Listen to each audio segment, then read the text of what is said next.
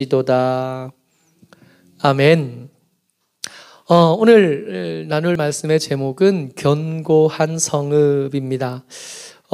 이스라엘 백성들이 수도로 삼아서 살던 성읍 예루살렘은요, 해발 한 800m 고지에 이렇게 세워져 있어요. 바닷가 쪽에서 보면 800m 높이의 산이지만 대서양에서 보면 800m 높이고, 이 반대쪽 동쪽 사해 쪽에서 보면 1200m 높이에 있습니다. 사해가 해수면보다 한 400m 더 낮으니까 굉장히 수비하기에 유리한 요새이죠. 주변에 골짜기가 둘렀고 또 높은 언덕에 세워졌으면서 성벽도 잘 세웠으니까요. 근데 그렇게 안전하고 튼튼하게 잘 세운 성읍임에도 불구하고 예루살렘에 살면서 안전했느냐? 그렇지 않잖아요. 우리가 성경을 계속해서 읽어가면서 말씀을 나누는데, 이야기 들어보니까 애굽은 틈만 나면 예루살렘을 점령했었죠. 아수르도 그랬고 바벨론도 그랬고 마케도니아의 알렉산더 대왕도 그랬고, 그 이후에 이집트에 세워진 왕조도, 시리아에 세워진 왕조도, 그 이후에 로마도, 그 이후에 이슬람도 이 예루살렘 점령하는 것이 그렇게 어려운 일이 아니었습니다. 좋은 위치에 두꺼운 성벽을 가지고 있었지만 그것 때문에 충분히 안전했느냐? 그러지 못했다는 거예요. 그러고 보니까 이 힘이라고 하는 것은 매번 상대적인 거예요. 강한 힘, 우리가 참 부러워하고 얻었으면 좋겠다 싶기는 하지만, 이 강한 힘은 항상 더 강한 힘 앞에서 초라할 수밖에 없는 거예요. 우리가 부유하기를 원하고 좀 더 부자가 됐으면 좋겠고 조금만 더 소유가 넉넉했으면 좋겠다 한 마음이 계속 있지만, 여러분, 부유함은 더 큰 부유함 앞에서 가난할 수밖에 없습니다. 우리가 지혜를 얻고 지식을 얻기 위해서 몸부림치잖아요. 아이들 공부하는 것 옆에서 지켜보면 안쓰러울 때가 많아요. 근데 그렇게 애써서 얻은 지식, 애써서 얻은 그 지혜들이 더 크고 깊은 지혜 앞에 서면 별것 아닌 것, 야트막한 것이 될 수밖에 없는 것을 봅니다.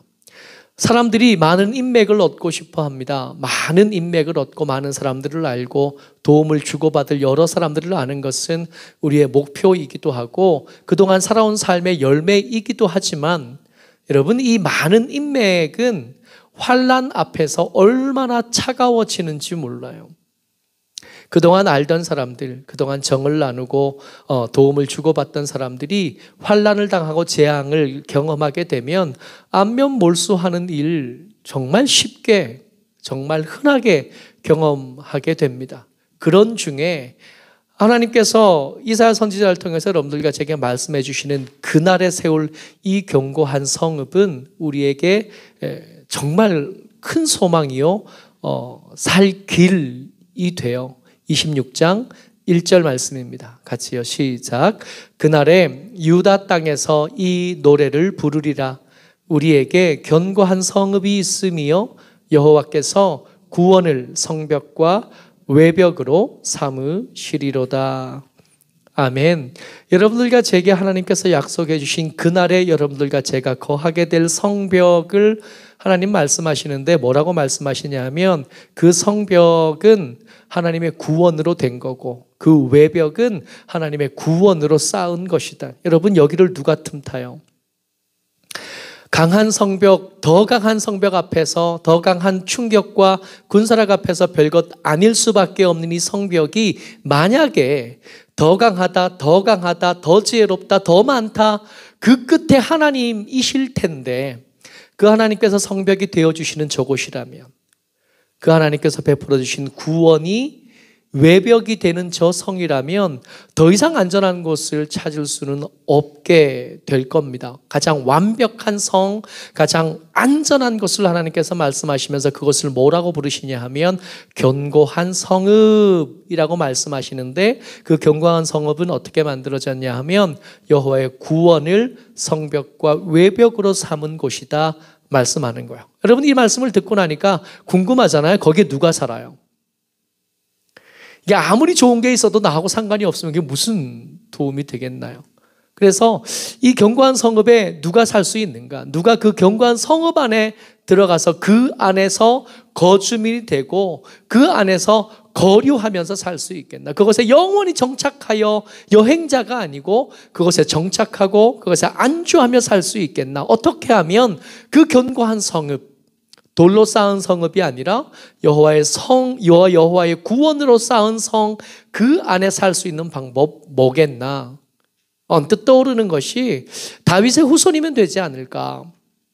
언뜻 떠오르는 것이 하나님 앞에 믿음의 위대한 업적을 세우면 되지 않겠나? 하나님 앞에 사람들 앞에 믿음으로 인정받은 사람이면 되지 않겠나? 하나님께서 누가 이 성읍 안에 살게 되는가? 콕 찍어서 말씀해 주셔요. 2절입니다. 같이 읽습니다. 시작. 너희는 문들을 열고 신의를 지키는 의로운 나라가 들어오게 할지어다. 여러분, 여기서 주목하여 볼 것은 문이 있다는 거예요. 근데 여러분 생각해 보세요. 지금 여호와의 구원이 성벽이고 여호와의 구원이 외벽입니다. 거기를 어떤 강력한 힘이 있다고 해서 그 성벽을 넘을 수 있을 리가 없잖아요. 아무리 빠른 발과 은밀한 몸놀림이 있다고 해도 이 성벽에 모르게 슥 하고 스며들 수 있을 가능성이 전혀 없는 곳입니다. 그곳에 들어갈 수 있는 유일한 방법은 아버지 하나님께서 열어두신 그 문을 통과하는 그 방법밖에 없을 텐데, 그 문을 통과하는 사람, 어떤 사람이냐 하면 신의를 지키는 의로운 나라예요. 하나님은 약속의 하나님이시거든요. 그래서 우리가 성경을 읽을 때 구약, 신약 그러잖아요. 이 구약이 무슨 뜻이냐면 오래된 약속이라는 뜻이거든요. 이 신약이 무슨 뜻이에요? 새로운 약속이라는 뜻이에요. 우리가 이 성경을 들고 있는데, 성경을 읽고 있는데, 성경을 믿고 그 말씀을 읽고 묵상하고 그렇게 그 말씀을 따라 사는데, 그 말씀이 약속의 말씀들로 이렇게 채워져 있는 거예요. 이스라엘 백성들을 하나님께서 애굽에서 끌어내셔서 시내산까지 데리고 오신 다음에 모세를 사이에 두고 언약식을 거행하십니다. 내가 너희들의 하나님이 되어도 좋겠냐? 1년 동안 애굽에 베풀었던 그 재앙들을 너희가 다 보지 않았느냐? 내가 얼마나 강한 힘이 있는지, 내가 얼마나 능력이 있는지, 내가 얼마나 힘이 강한 하나님인 줄 너희들이 보지 않았냐? 이쯤 되면 내가 너희들의 하나님이 되어도 좋겠느냐? 만약에 내가 너희들의 하나님이 되게 해준다면 나는 너희들을 내 백성을 삼을 텐데 열방을 향하여 제사장 나라로 삼을 거다. 모세가 그 하나님과 백성들 사이를 왔다 갔다 하면서 이 언약식을 완성해냅니다. 이 언약식이 이루어지니까 하나님께서 너무 기쁘셨어요. 너무 기쁘고 즐거우셔서 그 장로들과 그 대표된 사람들을 불러서 나중에 이 견고한 성읍에 가서야 볼 수 있을 만한, 밑에는 청옥을 깐 듯하고 하나님과 함께 먹고 마시는 날들을 허락해 주신 언약식 이후에 있었던 일입니다. 누가 이 성읍에 사냐고요? 하나님의 약속을 기억하고 그 약속대로 살아간 사람들을 하나님께서 그 거주민으로 인정해 주시고 그 문을 통과할 자격 요건으로 삼으신다는 거예요. 얼른 떠오른 게 혈통이었는데 혈통 아니었다는 거예요. 얼른 떠오른 게 이렇게 살면서 세워낸 여러 가지 업적이 떠오를 텐데 그거 아니었다는 거예요. 하나님의 약속을 기억하고 있는 거예요. 하나님께서 여러분들과 제게 주신 이 말씀을 통해서 허락하신 그 언약들을 기억하고 있는가? 그 언약들에 맞추어진 삶을 살아가고 있는가? 그 언약을 기억하고 그 약속 붙잡고 살아가는 사람들이 그 문을 통과해서 하나님의 구원으로 성벽을 만드시고 하나님의 구원으로 외벽을 삼으신 그 성 안에서 살아갈 수 있는 자격을 만들어 허락해 주시고 들어오게 하시겠다 말씀하시는. 문제는 우리가 믿음의 겉모양은 잘 갖췄어요. 수요일 날 예배 드리려고 이 장소에 찾아오고 불편한 상황 때문에 영상을 틀고서라도 영상을 보면서라도 예배 드리겠다고 하는 여러분들과 저쯤 되면 믿음의 모양은 갖추었다고 여겨지는 거죠. 근데 그게 자격 조건이 되는 게 아니라 하나님의 약속을 기억한 삶을 살아가고 있는가가 기준이라면 단순히 여기 와 있고 영상 앞에 앉아 있는 것만 가지고는 나는 그 견고한 성읍에 살 주민입니다 라고 확실하게 말하기가 불편해졌다는 겁니다. 하나님의 약속 기억하고 있는가? 내가 하나님의 백성인 줄 아는가? 하나님께서 나를 열방을 향한 제사장 나라로 삼으셨다는 걸 기억하고 있고 그 약속에 반응하며 살고 있는가? 물어보고 대답하고 삶을 고쳐나가는 거죠. 여러분, 이 견고한 성읍에 사는 사람들에게 주어진 특권이 있어요. 여러분들과 제가 이 하나님의 약속 붙잡고 살면서 누리게 될 하나님의 특별한 은혜입니다. 그 첫 번째가 뭐냐 하면 샬롬이에요. 드디어 누리는 샬롬. 여러분, 모든 사람들이 이 평안을 얻기 위해서 몸부림치는 거예요.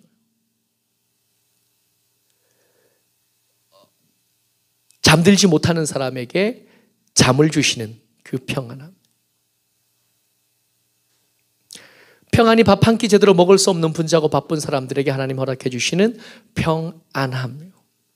심지어 하나님께서 주시는 평안은 어떻게 설명되어지냐 하면 적진 앞에서 하나님께서 차려주신 밥상을 받아서 먹을 수 있겠나? 여기서 내가 밥 먹어도 저들이 활을 쏘아도 그 활이 내게 닿지 못하고 저들이 악의가 내게 닿지 못하는 걸 믿어야 그 앞에 앉아서 밥을 먹는 거 아니에요. 적진이 살벌한 눈으로 나를 노려보고 있을 때 하나님 그 앞에서 밥상 차려주시면 아멘, 음식 주셔서 감사합니다 하고 앉아서 하나님 이 국 너무 맛있는데요, 이 생선 너무 잘 구워졌고요, 이 음식 너무 맛있어요 하면서 마음껏 먹을 수 있겠나? 말씀 같이 읽습니다. 3절이요. 시작. 주께서 심지가 견고한 자를 평강하고 평강하도록 지키시리니 이는 그가 주를 신뢰함이니이다. 그 견고한 성에 사는 사람들이 누리는 게 평강하고 평강하도록 지키시는 하나님의 은혜, 샬롬을 누리는 거예요. 이게 영어 성경에서는 이걸 뭐라고 말하냐면 완벽한 평안이라고 불러요. 완벽한 안전함이라고 불러요. 흠잡을 수 없는 안전함, 평안. 어디서 누리는 거냐 하면 이 하나님의 견고한 성읍에서 누리는 겁니다. 여러분, 이 평안을 얻기 위해서 사람들은 보통 어떻게 사냐 하면 몸부림쳐 돈을 더 벌려고 아득바득해서 집이 좀 더 안전해져야 되겠으니까 집 문이 좀 더 튼튼해야겠고 벽이 좀 더 두꺼워야겠고 지붕이 좀 단단해야 되겠고 내 땅이 좀 더 넓어야 되겠고 내 주위를 둘러싼 사람들이 힘이 좀 더 세야 되겠고 그중에 제일 센 사람은 나여야 되겠고 이런 것들을 쭉 막 해서 어떻게든 이 안전함, 완벽한 안전함을 얻기 위해서 온 동네를 다니고 온 시간을 다 쏟아서 그 일을 하는 겁니다. 파랑새를 찾는 아이들의 이야기를 우리가 아는데 이 파랑새가 결국 온 세상을 다 돌아다녀도 없던 그 파랑새가 결국 집에 있었다 그랬잖아요. 여러분, 평안은 하나님의 거였어요. 그래서 평안을 얻기 위해서는 어디 가야 되냐면 하나님께 가야 그 평안을 누리는 거고 하나님께 가야 그 평안을 얻을 수 있는 거였던 겁니다. 그동안 우리가 이 평안을 엉뚱한 것으로 찾기 위해서 고생한 시간만큼 우리만 고생한 거예요. 헛짓한 거고 헛일을 한 거예요.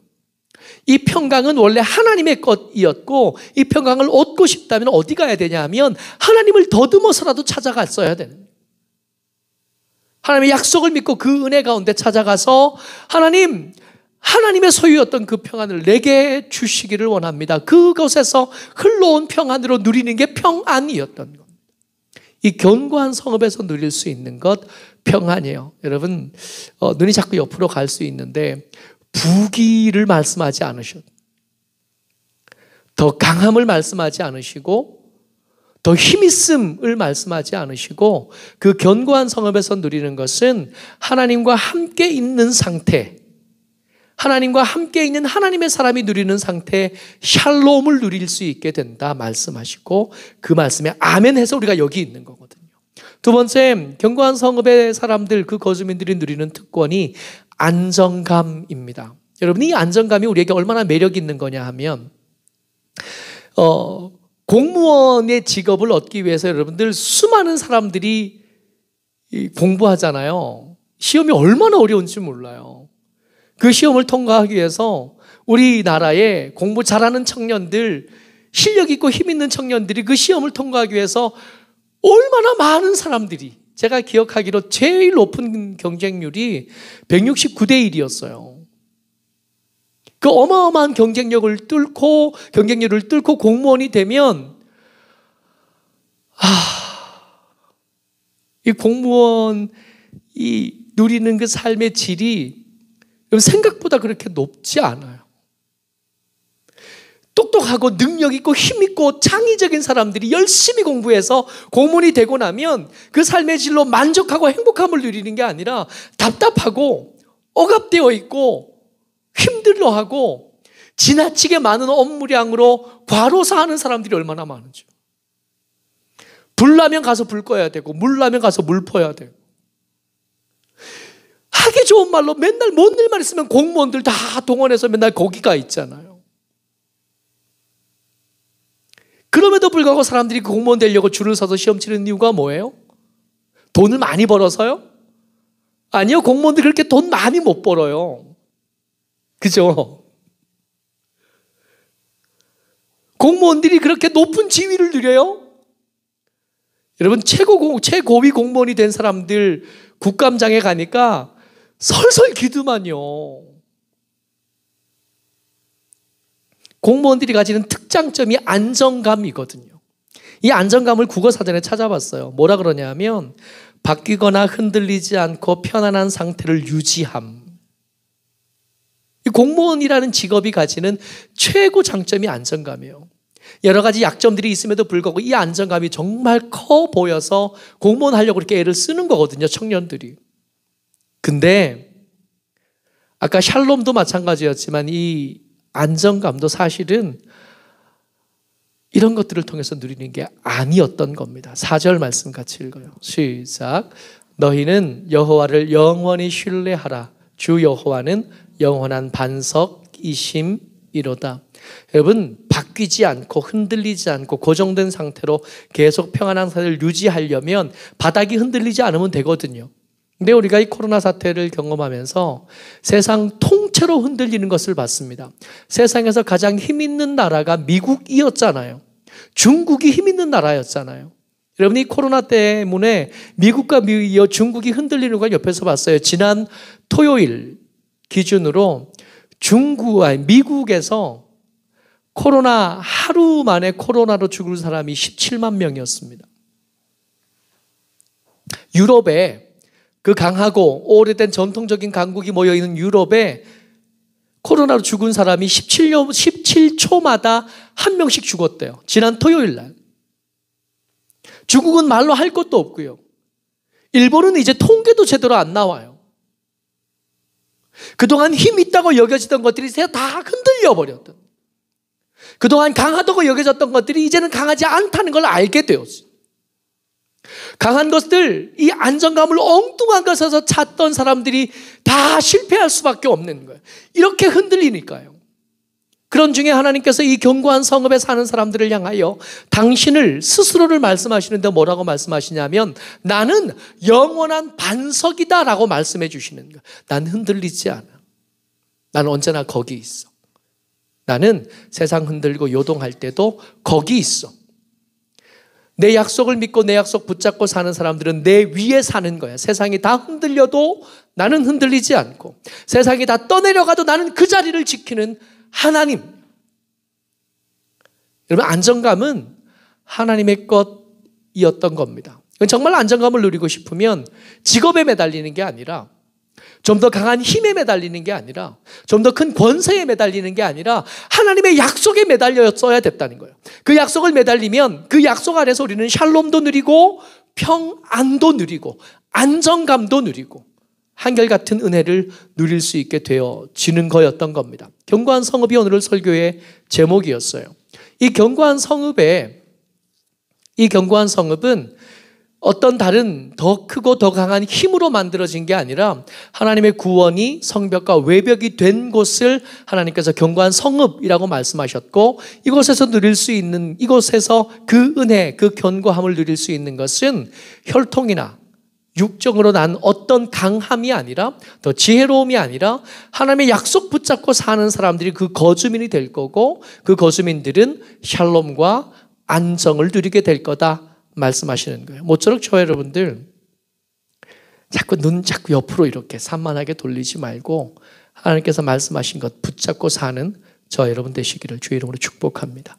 그래서 샬롬도 누리고, 그래서 안정감도 누리고, 세상에 어떤 것들 흔들리는 것 때문에 목매고 살다가 실패한 인생으로 될 것이 아니라 하나님의 약속 붙잡고 살다가 하나님께서 그 약속을 이루실 그때에 견고한 성읍에서 다 만나는 저와 여러분 되시기를 주의 이름으로 축복합니다. 요즘 영화를 보면 영화가 끝나도, 영화 본 지가 벌써 1년이 넘은 것 같아요. 금년에 영화 한 편도 못 봤잖아요. 근데 작년뿐만 아니라 이게 요즘 영화를 보면 영화가 끝나도 못 가요. 쿠키 영상이 있잖아요. 쿠키 영상.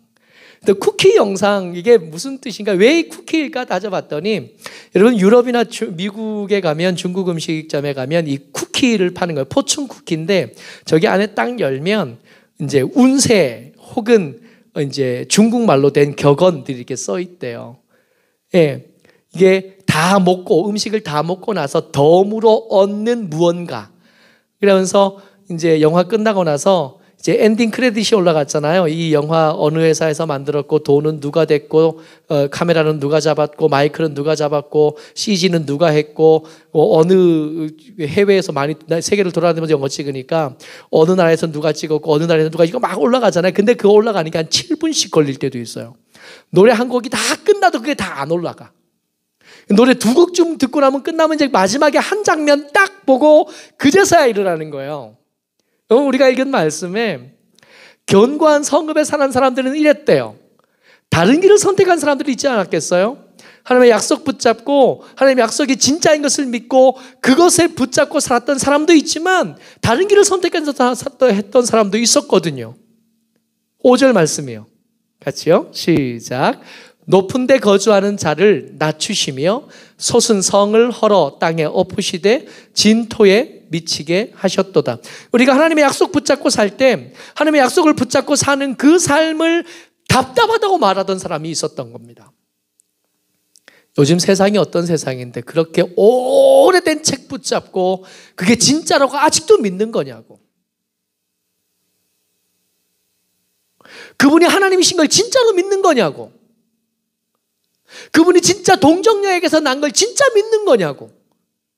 그분이 죽었다 살아난 걸 진짜 믿어? 하고 황당한 눈으로 우리를 받아보던 그런 사람들이 있었거든요.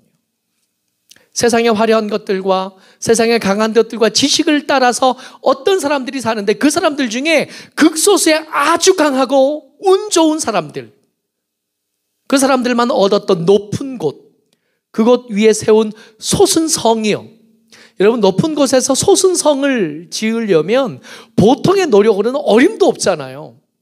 그 높은 곳에 나무를 가져가고 돌을 가져가고 그 높은 곳에 건물을 짓는 것은 더 안전하긴 하겠으나 그것을 짓기 위해서 얼마나 더 많은 재원들과 노력들과 피땀을 투자해야 그것을 지을 수 있는. 근데 막상 그것을 짓기로 노력한 사람들은 많지만 실제로 그 솟은 성을 얻은 사람 몇 명 안 되는데 그 솟은 성을 얻는데 성공한 그 사람들을 그날에 하나님의 구원으로 성벽으로 만든 그 견고한 성읍을 말씀하실 때 그 사람이 어떻게 되었는지를 말씀해 주셔요. 마치 쿠키 형상처럼. 6절 같이 읽습니다. 시작. 발이 그것을 밟으리니 곧 빈궁한 자의 발과 곰핍한 자의 걸음이리로다. 그 사람들, 솟은 성을 소유하는데 성공했던 사람들, 높은 곳에 집을 짓고 안전하게 거하면서 권세를 누리던 사람들을 향해서 하나님께서 뭐라고 부르시냐면 저들은 빈궁한 자, 저들은 곰핍한 자다 라고 말씀하고 계시는 거예요. 혹시 여러분 믿음을 지키는 일에 좀 지쳐가고 믿음을 지키는 일에 좀 버겁다 느껴 가시나요? 이제 11월 다 가고 이제 12월 다가와요.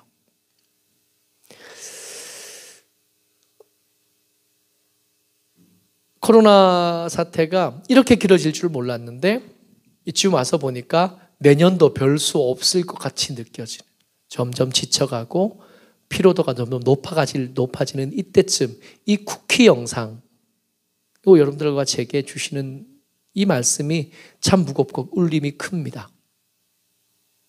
견눈질 그만두자고요.